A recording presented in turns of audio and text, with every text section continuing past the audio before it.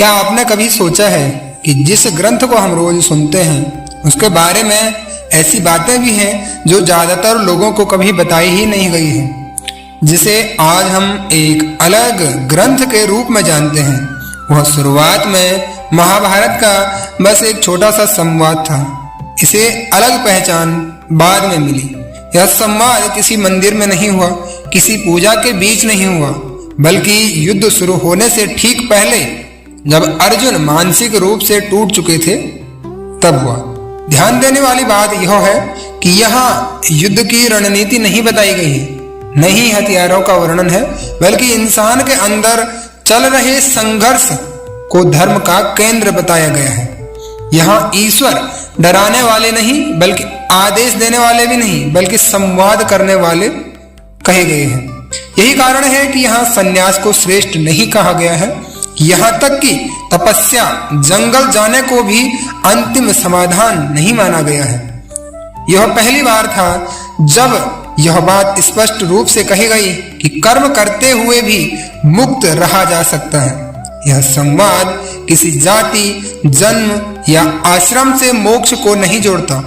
यह पूरी तरह मानसिक स्थिति पर आधारित है।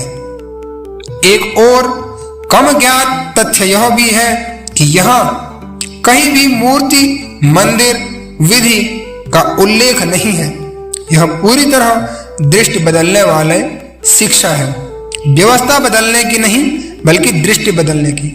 यह भी रोचक है कि अर्जुन बहुत कम प्रश्न करते हैं।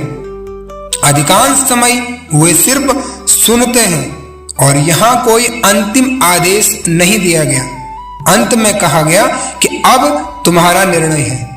भगवान श्री कृष्ण ने अर्जुन को यही कहा कि अब आगे तुम्हें निर्णय लेना है। यह ग्रंथ हमें समाधान नहीं, बल्कि निर्णय लेने की क्षमता देता है। यह त्याग को सब कुछ छोड़ने के रूप में नहीं, बल्कि आसक्ति छोड़ने के रूप में समझाता है। सुख को जीवन का लक्ष्य नहीं मानता, बल्कि स्थिरता को जीवन का लक्ष्य मानना चाहिए। यह ग्रंथ हमें सिखाता है कि मृत्यु का डर नहीं, बल्कि जो बदलता है वह केवल शरीर है, जो नहीं बदलता है वह केवल आत्मा है। इसी कारण हजारों साल बाद भी यह संवाद जीवित है, क्योंकि यह किसी एक समय की नहीं, हर उस इंसान की कहानी है जो कभी न कभी अर्जुन की तरह रुक जाता है। उसके मन में प्रश्न उठते हैं, फिर वह आगे बढ़ता है।